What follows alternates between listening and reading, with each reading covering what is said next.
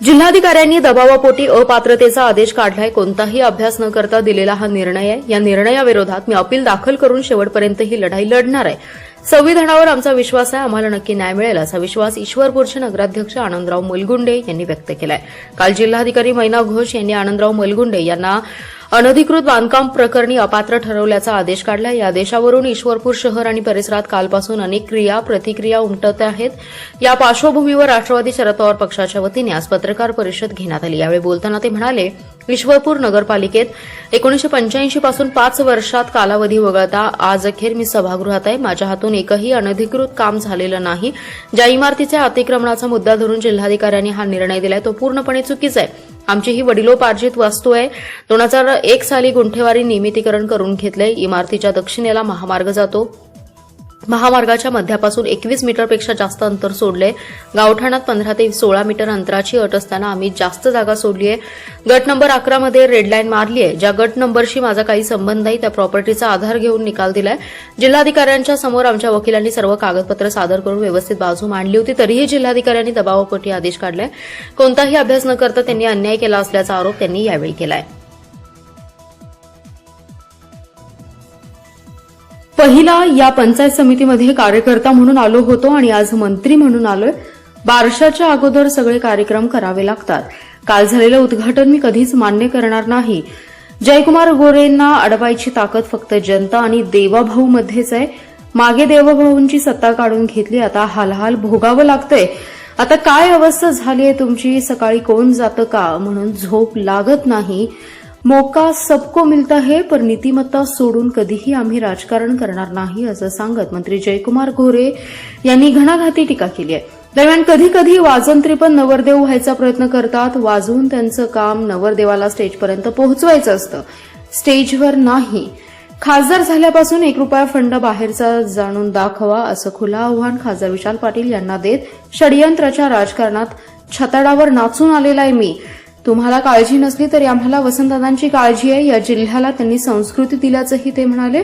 मिरज पंचायत समितीच्या नूतन इमारतीचे काल महाविकास आघाडीच्या नेत्यांनी उद्घाटन केल्यानंतर आज मंत्री जयकुमार गोरे यांच्या हस्ते दुसऱ्यांदा उद्घाटन करण्यात आलं. यावेळी आमदार सुरेश खाडे, सदाभाऊ खोत, माजी आमदार दिनकर पाटील, भाजप नेते पृथ्वीराज पाटील, जिल्हा परिषदेचे मुख्य कार्यकारी अधिकारी विशाल नरवाडे उपस्थित होते.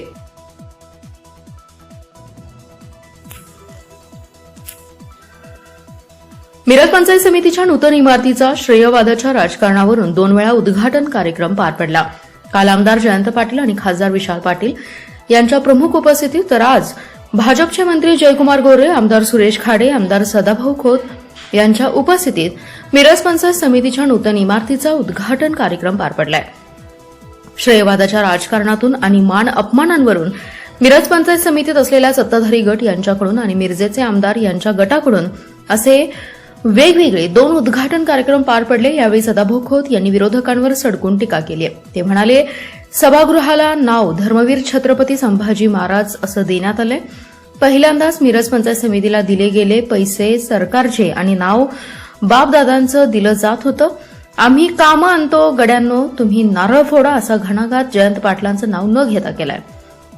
नारळ फोडला, त्यांच्याकडे अगोदर ग्रामविकास मंत्रीपद होतं, ते का पायाभरणी करू शकले नाहीत. पारंपरिक राजकारण म्हणजे आमच्या बापाची जहागीरदारी असं वाटायचं, पण देवाभाऊंनी ते मोडून गाव गड्याचं राजकारण केलं. तुम्ही मंत्री असताना 20 वर्ष काय केलं. सांगली इस्लामपूर रस्ता कसा होता, 20 वर्षात हा रस्ता करता आला नाही आणि ते मिसिंग लिंकवर बोलत असल्याची टीकाही त्यांनी केली. दरम्यान नाव विशाल असून चालत नाही, मन विशाल असावं लागतं असा टोलाही खासदार विशाल पाटलांना त्यांनी बोलताना लगावलाय. सांगलीतील चित्रपट निर्माते विज्ञान माने यांची आर्थिक फसवणूक करून जातीवाचक शिवीगाळ केल्याप्रकरणी दाखल झालेल्या गुन्ह्यात प्रसिद्ध गायक, संगीतकार पलाश मुच्छल याचा अटकपूर्व जामीन अर्ज अतिरिक्त जिल्हा व सत्र न्यायाधीश व्ही.डी. निंबाळकर यांनी फेटाळलाय. भारतीय महिला क्रिकेट संघाची स्टार खेळाडू स्मृती मानधना आणि गायक पलाश मुच्छल यांचा सांगलीत होणारा विवाह सोहळा काही महिन्यांपूर्वी रद्द करण्यात आला. गायक पलाश मुच्छल हा लग्न सोहळ्यापूर्वी चित्रपट निर्मितीच्या निमित्ताने सांगलीत आला होता. तेव्हा स्मृतीचा बालमित्र विज्ञान माने याच्याशी त्याची ओळख झाली होती. तेव्हा पलाश याने नजरिया या चित्रपटात गुंतवणुकीसाठी विज्ञान माने यांच्याकडून तब्बल 25 लाख रुपये घेतले होते. चित्रपट पूर्ण न केल्यामुळे पलाश यांनी फसवणूक केल्याचा आरोप माने यांनी केलाय. तसेच पैशांची मागणी केल्यानंतर 22 नोव्हेंबर 2025 रोजी सांगली आष्टा रोडवरील टोल नाक्यावर वाद झाला होता. त्यावेळी पलाश याने जातीवाचक शिवीगाळ केल्याप्रकरणी माने यांनी सांगली शहर पोलीस ठाण्यात अॅट्रॉसिटी आणि धमकी देण्याचा गुन्हा दाखल केलाय. अॅट्रॉसिटीच्या गुन्ह्यात अटकेच्या भीतीने पलाश यांनी अटकपूर्व जामिनासाठी सांगलीतील जिल्हा न्यायालयात धाव घेतली. त्याला अंतरिम जामीन मिळाला होता. अंतिम सुनावणीवेळी जिल्हा सरकारी वकील प्रमोद भोकरे यांनी जोरदार युक्तिवाद केला. पलाश याने न्यायालयाने दिलेल्या अटींचं पालन केलं नाही. तो संरक्षण आणि विशेष दर्जा मागतोय. वास्तविक तो संशयित आरोपी आहे. त्याने अटींचं पालन न करता अवमान केलाय. त्यामुळे त्याला अटकपूर्व जामीन अर्ज फेटाळण्यात यावा असं स्पष्टपणे सांगण्यात आलंय. न्यायाधीश निंबाळकर यांनी सरकारी वकील अॅडव्होकेट भोकरे यांचा युक्तिवाद ग्राह्य मानून पलाश याचा अटकपूर्व जामीन अर्ज फेटाळला. त्यामुळे उच्च न्यायालयात अपील करणार असल्याचे त्याच्या वकिलांनी सांगितले. अनुसूचित जातींचे उपवर्गीकरण करण्याचा महाराष्ट्र शासनाने घेतलेल्या निर्णयाचे समस्त मातंग समाजाने स्वागत केले. तसेच या निर्णयाला विरोध दर्शवणाऱ्या काही लोकप्रतिनिधींचा निषेध सुद्धा सांगलीत करण्यात आलाय. अनुसूचित जातीच्या उपवर्गीकरणाचा निर्णय उच्च न्यायालयाने घेतलाय. त्याची अंमलबजावणी तातडीने राज्य शासनाने करावी. या माध्यमातून मातंग समाजाला न्याय द्यावा. उपवर्गीकरणाच्या माध्यमातून राज्य सरकार मातंग समाजाला लागलेला डाग पुसण्याचं काम करतंय. या कामाला खिंडार पाडण्यासाठी काही जातीचे लोक प्रयत्न करत आहेत. अनुसूचित जातीतील समाज बांधवांना आरक्षणाच्या उपवर्गीकरणाची आवश्यकता आहे. याबाबत पाठपुरावा सुरू होता. अखेर महाराष्ट्र सरकारने उपवर्गीकरण लागू करण्याबाबत सकारात्मक भूमिका घेतल्यामुळे मातंग समाजाने त्यांचे आभार मानले. तसेच या उपवर्गीकरणाला विरोध करणाऱ्यांच्या निषेधार्थ सांगलीत जोरदार निदर्शने करत अशा प्रवृत्तींचा निषेधही करण्यात आलाय. शासनाने तातडीने उपवर्गीकरण लागू करावं अशी विनंतीही मातंग समाजातील समाजप्रमुखांनी केली आहे. सांगलीतील अण्णाभाऊ साठे नगर येथे जोरदार निदर्शने करत उपवर्गीकरणाची अंमलबजावणी करण्याची मागणी केली आहे.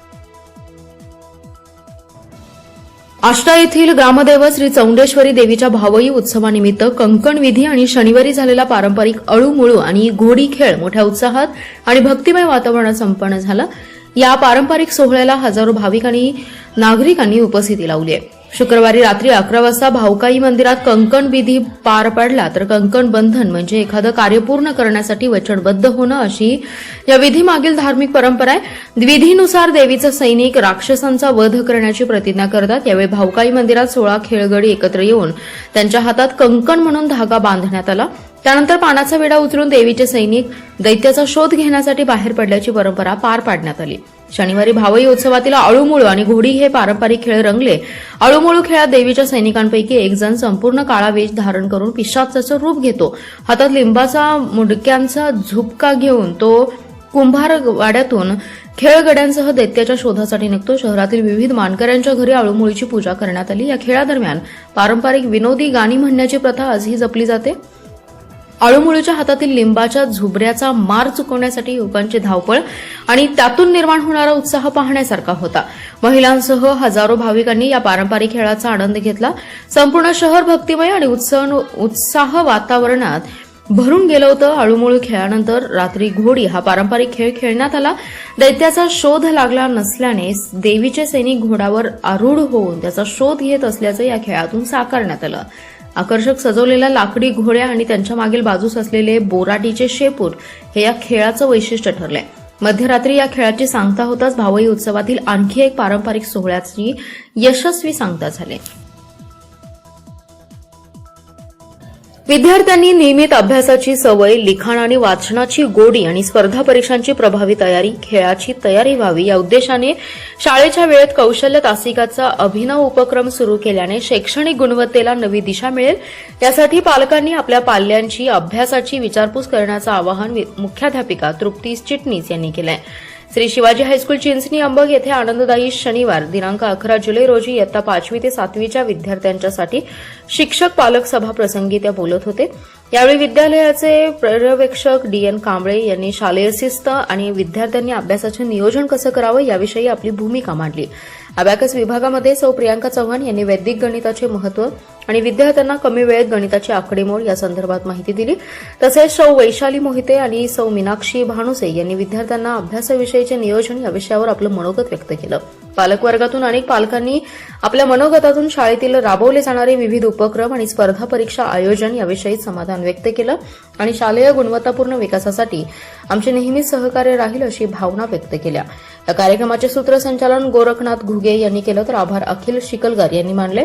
या पालक सभेस शिक्षक, विद्यार्थी तसेच मोठ्या संख्येने पालक उपस्थित होते.